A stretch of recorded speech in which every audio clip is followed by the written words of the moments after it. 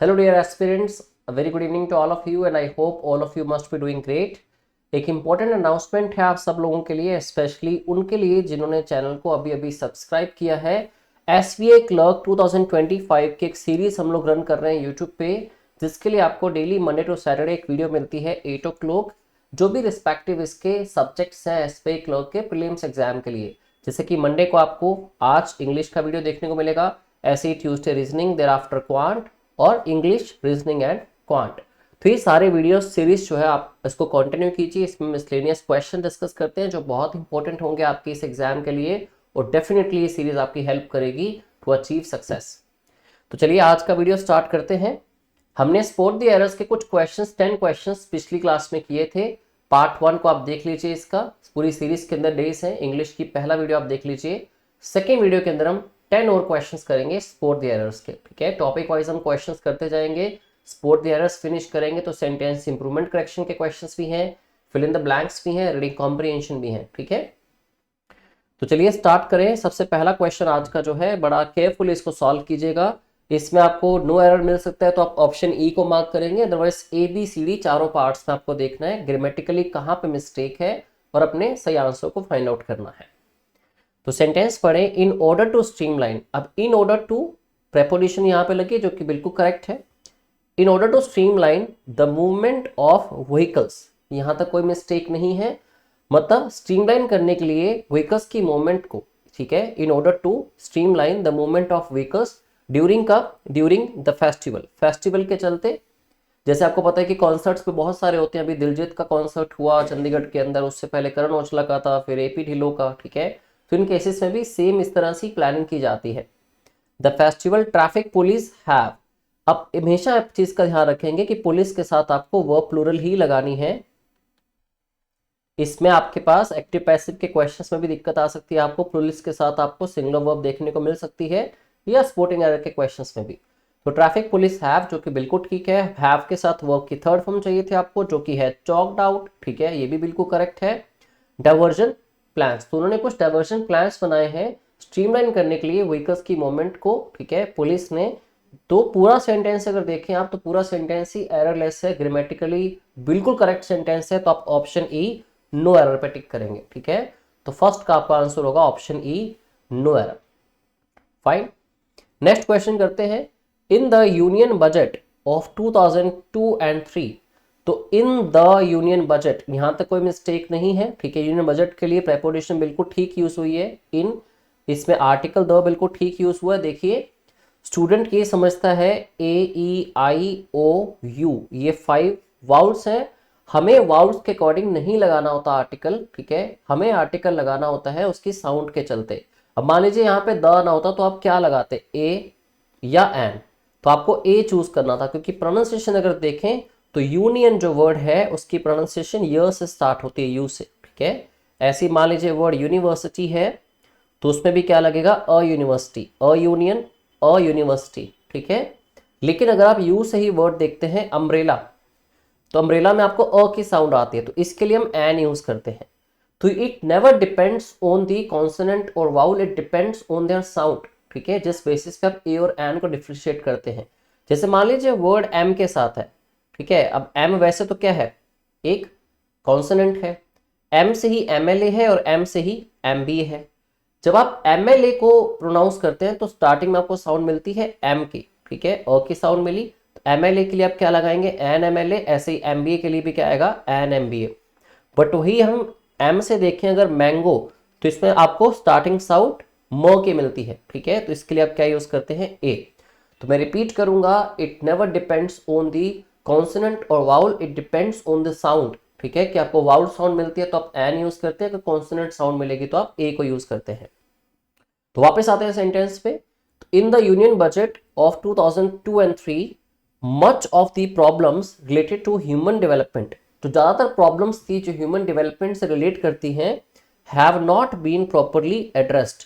तो have not been addressed, यहां पे पैसिव वॉइस को यूज किया गया, क्यों, क्योंकि आपके सेंटेंस का सब्जेक्ट जो क्या था वो प्रॉब्लम्स थी, जो कि एक्टिव सब्जेक्ट नहीं है, तो आपको पैसिव वॉइस ही लगाना था। हैव के साथ वर्ब की थर्ड फॉर्म आती है ड्रेस्ड, और पैसिव वॉइस में साथ में बीन आता है।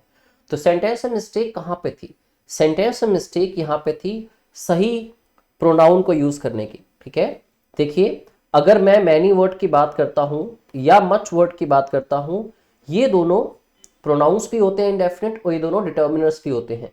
अब कैसे आपको आइडिया होता है कि ये डिटर्मिनर्स हैं और कैसे आपको आइडिया होता है ये प्रोनाउंस है? देखिए अगर इन वर्ड्स के जस्ट बाद अगर एक नाउन यूज किया गया है तो ये वर्ड्स क्या बन जाते हैं? डिटर्मिनर्स बन जाते हैं, जो कि एडजेक्टिव्स के अंदर आते हैं। ठीक है, बट अगर इन वर्ड्स के साथ एग्जैक्टली बात नाउन नहीं है तो यही प्रोनाउन में चले जाते हैं। जैसे कि आप देखिए मच ऑफ लिखा है, ठीक है, मच के जस्ट बाद नाउन नहीं है, लेकिन इनका एक डिफरेंस होता है, बहुत इंपॉर्टेंट समझना है उसको। मैनी वर्ड जो है वो यूज होता है काउंटेबल नाउन्स के लिए, जो भी नाउन्स काउंटेबल होते हैं। ऑन द अदर हैंड जो वर्ड मच है उसको आप यूज करते हैं अनकाउंटेबल नाउन्स के लिए। तो अगर काउंटेबल अनकाउंटेबल नाउन के कॉन्सेप्ट को समझें तो यहाँ पे लिखा है प्रॉब्लम्स, प्रॉब्लम का प्रॉब्लम्स प्लूरल हुआ, काउंटेबल नाउन है प्लूरल है, उनमें से ज्यादातर प्रॉब्लम्स या उनमें से काफी सारी प्रॉब्लम्स। तो मच वर्ड को यहाँ पे गलत यूज किया गया क्योंकि ये तो अनकाउंटेबल के लिए होगा। ठीक है, जैसे अगर मैं कहता हूं पानी में से बहुत सारा पानी, तो मच ऑफ द वाटर हो सकता है। ठीक है, मच ऑफ द लैंड हो सकता है क्योंकि अनकाउंटेबल है। बट प्रॉब्लम्स के लिए मच की जगह पे क्या यूज करेंगे? Word many. तो many of the problems, many of the people, many of the boys, many of the men. ठीक है, अनकाउंटेबल नाउंस होंगे तो मच यूज करेंगे, काउंटेबल नाउंस होंगे तो मैनी को यूज करना आपने। तो यहीं पे आज के प्रॉब्लम थी। सेंटेंस में देखें तो पार्ट ए ये था, पार्ट बी आपका आंसर आ गया। ठीक है, मच को रिप्लेस करेंगे मैनी के साथ। नेक्स्ट क्वेश्चन है इट वॉज अपेरेंट, मतलब ये चीज बड़ी ऑब्वियस थी, बड़ी ज्यादा क्लियर थी। किसको? एवरीवन, सबके लिए ही। प्रेजेंट, जो भी प्रेजेंट हैं या प्रेजेंट थे, दैट कि क्या चीज अपेरेंट थी, क्या चीज ऑब्वियस थी? If the patient did not receive medical attention, अगर पेशेंट को मेडिकल अटेंशन ना मिलती जल्दी से, फास्ट, ही वुड डाई, उसने मर जाना था। अब देखिए इफ वाले सेंटेंस में हम तीन कंडीशंस ऑलरेडी डिस्कस कर चुके हैं कि अगर इफ वाले सेंटेंस में प्रेजेंट का टेंस है V1 या V5 है, एस और एस वाली वर्ब या वर्ब की फर्स्ट फॉर्म, तो सेकंड क्लोज के अंदर मोडल वर्ब्स प्रेजेंट की होती हैं विल या कैन। अगर इफ वाले सेंटेंस में पास्ट इंडेफिनिट वर्ब की सेकंड फॉर्म यूज की गई हो तो मोडल वर्ब्स चेंज हो जाती हैं, विल वुड बन जाएगा और कैन बन जाएगा कुड। साथ में वर्ब की फर्स्ट फॉर्म आएगी दोनों केसेस में। ये हम लास्ट क्लास में भी कुछ क्वेश्चंस में डिस्कस कर चुके हैं। और थर्ड केस क्या होता है? इफ में अगर आपको पास्ट परफेक्ट टेंस गिवन हो, हैड प्लस वर्ब की थर्ड फॉर्म, तो यहां पे बन जाएगा वुड हैव V3 या कुड हैव V3। अब आपको एक तो ये भी चीज चेक करनी है हर क्वेश्चन के अंदर। अब यहां देखें तो पेशेंट डिड नॉट, मतलब वर्ब की सेकंड फॉर्म लगी है, सेकंड फॉर्म के केस में वुड प्लस V1 या कुड प्लस V1 आना चाहिए, तो वुड डाई बिल्कुल ठीक लिखा है। मिस्टेक पीछे थी सेंटेंस के पार्ट ए के अंदर। वो मिस्टेक क्या थी?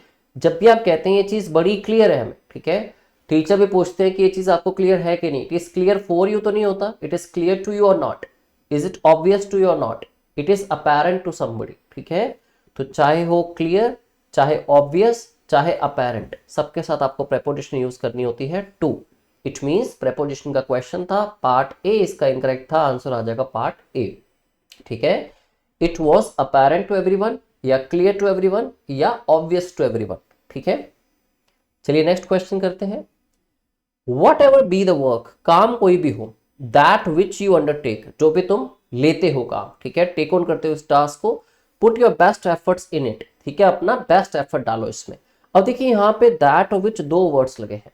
ठीक है, अगर आप इनडायरेक्ट स्पीच के अकॉर्डिंग बात करें, नरेशन की इनडायरेक्ट स्पीच जो हम पढ़ते हैं, तो उसमें तो आपको काफी डिटेल में जाना पड़ेगा, बट फिलहाल के लिए बात करें तो यहाँ पे इन दो रिलेटिव प्रोनाउंस की जरूरत नहीं थी आपको। ठीक है, आप यहाँ पे खाली दैट या विच को यूज कर सकते हैं। ठीक है, तो आप जो भी प्रेफर करना चाहें, चाहे आप लगा दो whatever be the work that you undertake या whatever be the work which you undertake, तो दोनों में से कोई भी आप लगाएंगे करेक्ट आंसर आ जाएगा आपका। पार्ट बी इस सेंटेंस का इनकरेक्ट होगा। ठीक है, दैट और विच दोनों सेंटेंसेस, दोनों वर्ड्स की रिक्वायरमेंट नहीं है।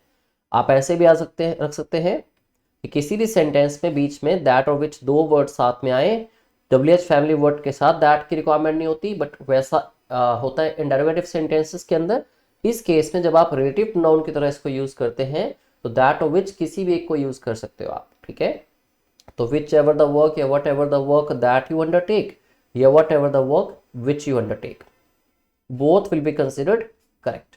ठीक है, बट दोनों नहीं चाहिए आपको, आइदर दैट और विच, ठीक है। चलो जी, ये क्वेश्चन भी हो गया। नेक्स्ट क्वेश्चन करते हैं, he has been working on the problem, वो प्रॉब्लम पे काम कर रहा है कब से, from a long time, but is still not able to solve it, लेकिन अभी भी इसको वो सॉल्व नहीं कर पा रहा।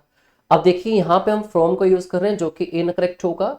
जब भी आप परफेक्ट कंटीन्यूअस या परफेक्ट टेंसेस को यूज करते हैं तो ये साथ में कहना चाहते हो कि कब से काम हो रहा है, since when something has been going on, या फिर for how long something has been going on. तो दो ही प्रेपोजिशन होती है, या तो सिंस होता है या फिर फॉर होता है, ठीक है। और अ लॉन्ग टाइम के साथ आप क्या यूज करते हैं, फॉर। फ्रॉम तो किसी भी केस में नहीं आ सकता, ठीक है। तो फ्रॉम के लिए डिफरेंट सेंटेंसेस बनते हैं, बट जब भी आपको कहना हो कि आप किसी काम को कर रहे हैं, कितने टाइम से कर रहे हैं, तो फॉर लगा के बात करेंगे, जैसे कि फॉर 3 months, या फिर कब से कर रहे हैं, जैसे कि सिंस 2021 से। तो ये दो वर्ड को यूज किया जाता है प्रेपोजिशन में, फॉर या सिंस को। फ्रॉम की जगह पे यहाँ पे फॉर विल बी अप्रोप्रिएट। तो देखा जाए तो पार्ट ए तो ठीक था, पार्ट बी इसका आंसर आ जाएगा करेक्ट। ओके, चलिए जी नेक्स्ट क्वेश्चन करते हैं, क्वेश्चन नंबर 16।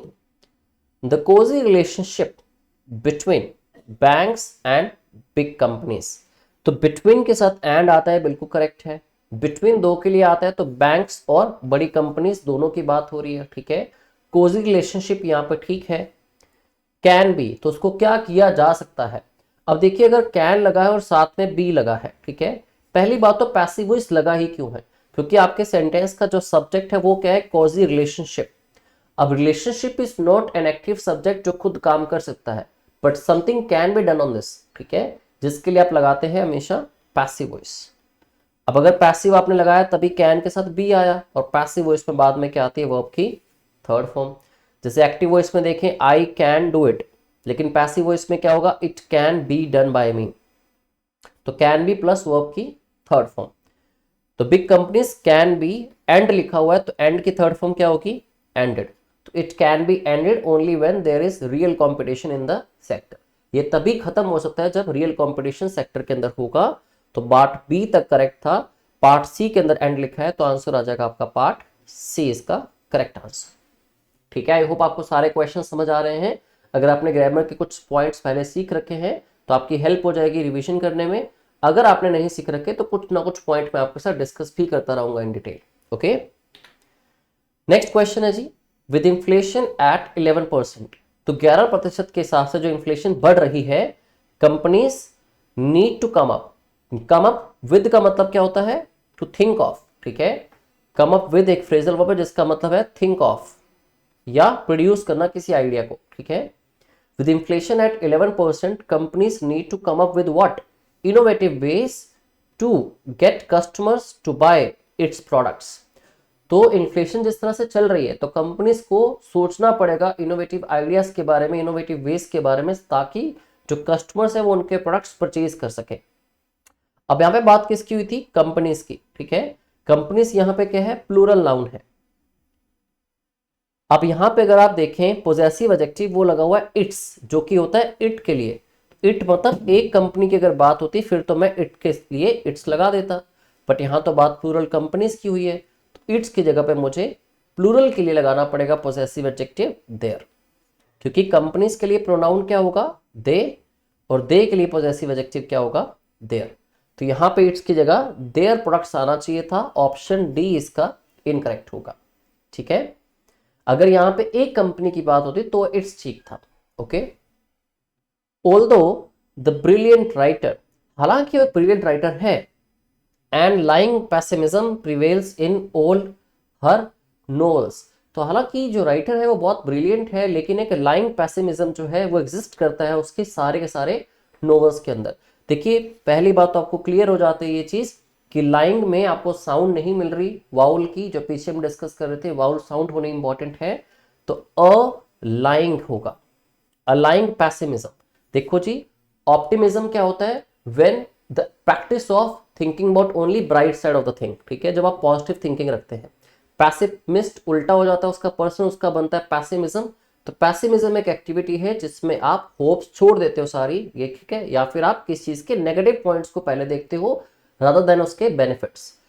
तो अलाइंग पैसिमिज्म होगा, अलाइंग पैसिमिज्म। अगर मैं कहता हूं अलाइंग मैन मतलब एक ऐसा आदमी जो झूठ बोलता है, अलाइंग वुमन मतलब एक ऐसी लड़की, एक ऐसी वुमन महिला जो झूठ बोलती है, वैसे ही अलाइंग पैसिमिज्म।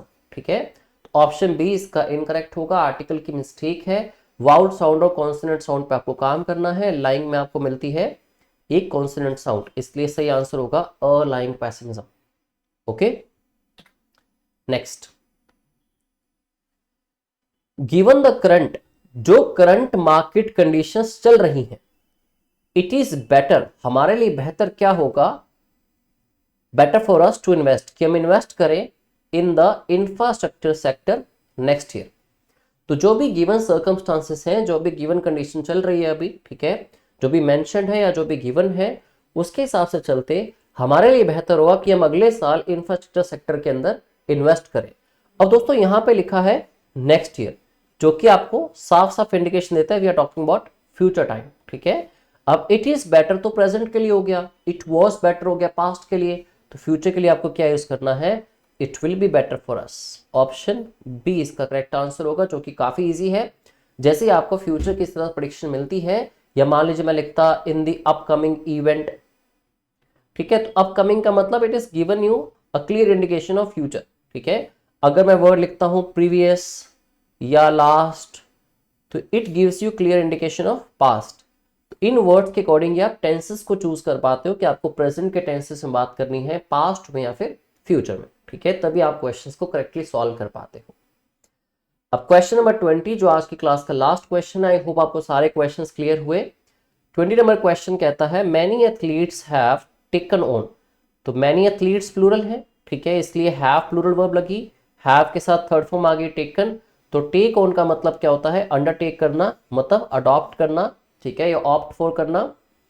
तो many athletes have taken on what, taken on yoga, किस चीज के लिए, टू डेवलप देयर कॉन्सेंट्रेशन, अपनी कॉन्सेंट्रेशन डेवलप करने के लिए, एंड रिड्यूस स्ट्रेस, और अपना स्ट्रेस रिड्यूस करने के लिए। दोस्तों कई बार ये मेजर मिस्टेक आती है कि यहाँ पे जैसे लिखा है टू डेवलप देयर कॉन्सेंट्रेशन और आगे लिखा होता है टू रिड्यूस स्ट्रेस। तो आपको ध्यान रखना है कि अगर दो पर्पसेस बताए जा रहे हैं किसी भी एक्शन को करने के पीछे के, ठीक है, तो आप पहले अगर टू इन्फिनेटिव को यूज करते हैं, तो टू इन्फिनेटिव यूज करने के बाद एंड लगने के बाद फिर से आप अगर टू इन्फिनेटिव यूज करते हैं अपना नेक्स्ट पर्पस या नेक्स्ट रीजन बताने के लिए, तो that will be inappropriate, grammatically incorrect. तो ये वाला टू नहीं आना चाहिए। चाहे तो ऐसे याद रख लो, दो पर्पस बताने के लिए पहले टू इन्फिनेटिव टू प्लस वी1 आती है, तो सेकेंड टाइम टू नहीं आता। ठीक है, चाहे ऐसे याद रख लो कि फर्स्ट पर्पस बताने के लिए टू इन्फिनेटिव और सेकंड के लिए आती है बेयर इन्फिनेटिव, बट यहां तो ऐसा कुछ नहीं हुआ। जैसे मान लो मैं इसकी एक सिंपल एग्जांपल लेके बताता हूं आपको, I came here to meet him and to explore the market. तो यहां पे मैं आया उसको मिलने के लिए और मार्केट को एक्सप्लोर करने के लिए। तो आई केम हियर, मेरे यहां पे आने के पीछे के दो रीजंस थे, एक तो टू मीट हिम, यहां पे आगे to infinitive to plus verb की फर्स्ट फॉर्म, इसके अलावा एक साथ साथ और था, एंड लगाया, फिर दूसरा रीजन बताया टू एक्सप्लोर। तो सेकंड रीजन जब मैंने बताया तब टू यूज नहीं करना चाहिए था, मुझे कहना चाहिए था I came here to meet him and explore the market. ठीक है, सेम चीज यहाँ पे टू लगा भी नहीं हुआ, दैट मीन्स इसमें तो मिस्टेक नहीं है, बट आपको मैं क्यों बता रहा हूँ कि आपको ये चीजें चेक करके चलनी है, इनमें क्वेश्चंस देखे गए हैं बहुत बार। ठीक है, तो पूरा सेंटेंस अगर पढ़े, many athletes have taken on yoga to develop their concentration and reduce stress, the entire sentence is errorless, इसलिए आपका आंसर ऑप्शन होगा ई ऑप्शन, नो एरर। ठीक है, आई होप पहले आपको 1 to 10 क्वेश्चंस जो पार्ट 1 में दिखे और आज की क्लास में 11 to 20 क्वेश्चंस आपने किए स्पोर्ट एरर्स के, ये क्लियर हैं, क्रिस्टल क्लियर हैं, और इनके साथ जो कॉन्सेप्ट्स ऐड ऑन हो सकते हैं वो भी आपने अच्छे से समझे हैं। जरूरत पड़े तो उनको नोट कर लिया करो। ठीक है, अगर आप ग्रामर के लिए बिल्कुल नए हैं या ग्रामर में दिक्कत आती है या ग्रामर के क्वेश्चंस पहले नहीं करे, तो इन काफ़ी क्वेश्चन से आपके काफ़ी कॉन्सेप्ट क्लियर हो जाते हैं। बाकी मैं हमेशा कहता हूँ ग्रामर के कॉन्सेप्ट जो है, बेसिक कॉन्सेप्ट आपके स्ट्रॉन्ग होने चाहिए, बहुत सारे क्वेश्चन में आपकी हेल्प करते हैं। ठीक है, आज की क्लास में इतना ही। बाकी मैंने जो आपको बिगिनिंग में अनाउंसमेंट की थी, उस अनाउंसमेंट को प्लीज ध्यान रखिए, डेली बेसिस पे आपको 8 o'clock इस तरह के शेड्यूल के बेसिस पे, जैसे आज इंग्लिश है, then reasoning quant, English reasoning and quant, ये 8 o'clock आपको वीडियोस मिलेंगी। इन वीडियोस को आपको हर रोज देखना है अगर आप एसपीआई क्लर्क को टारगेट कर रहे हैं, जो कि 2025 में एक्सपेक्टेड है कि फरवरी के अंदर इसका प्रीलिम्स होगा। सीरीज को देखते रहिए, जो भी आपके मेजर डाउट्स हैं सीरीज में अगले 1.5 महीने के अंदर हम सारे के सारे एड्रेस करेंगे। ठीक है, thank you very much and see you in the next video.